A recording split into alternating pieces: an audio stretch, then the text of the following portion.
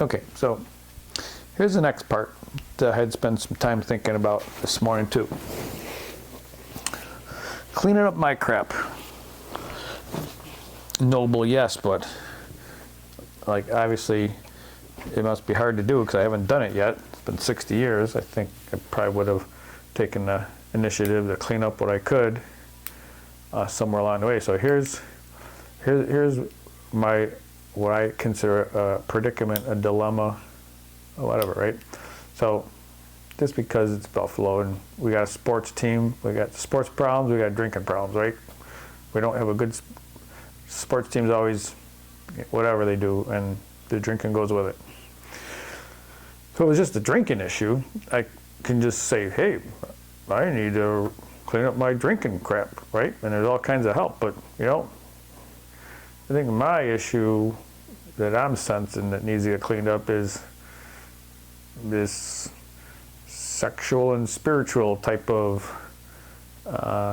alignment, coalescing, whatever. So, you know, you tell somebody you got a spiritual issue you got to clean up, and yeah, like my primary doctor ain't issuing any meds or, you know, not writing me any referrals for that.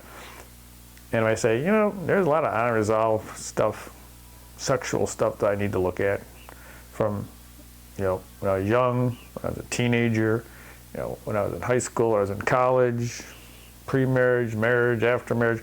There's just like a lot of stuff that, you know, should have gotten addressed. And I thought marriage would allow me to do that. And obviously that was needed to get addressed before I got married.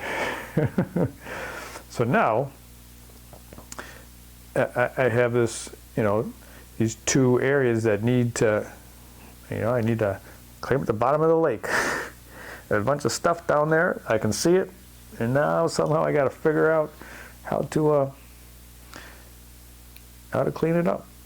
And yeah, I'm not quite sure. It doesn't seem like a direct, easy path with support and guidance. So I'm going to reset.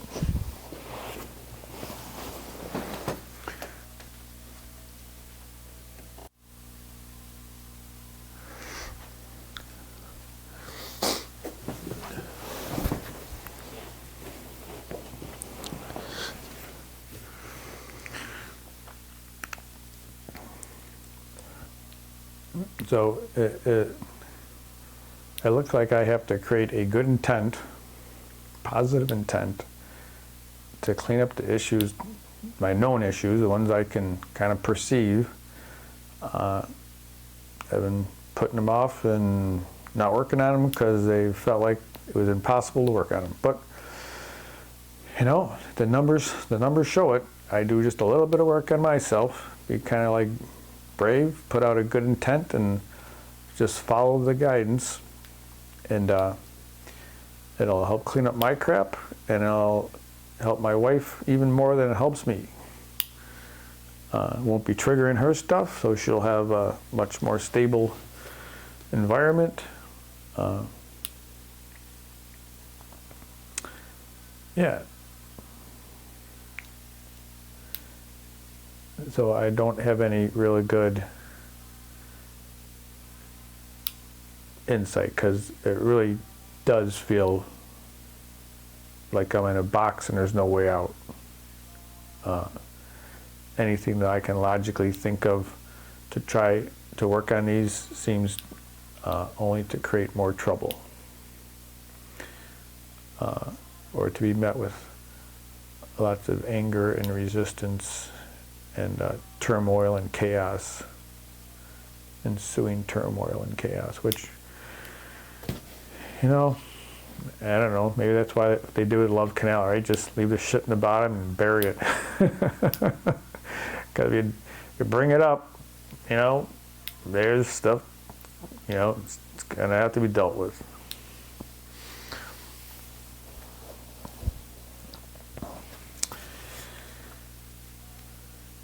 Okay. All right, so just resetting here, coming back, and it seems this is the piece to share. Is that it would be good if I would have support from my wife to work on my spirituality issues and my sexual issues. But I think the reason that she can't provide that support I'm looking for is because of those very issues that I have trigger her. Those are big triggers for her.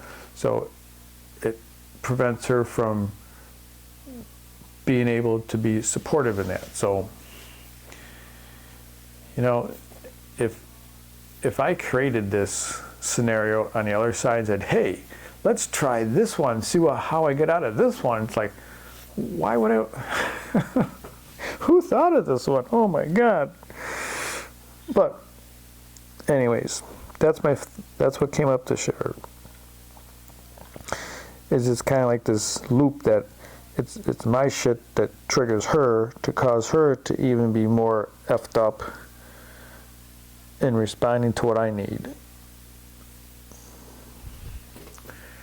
And it seems like, you know, if we can work on that even a little bit, man, heaven on earth, right? Doesn't take much to clean up some of this mess.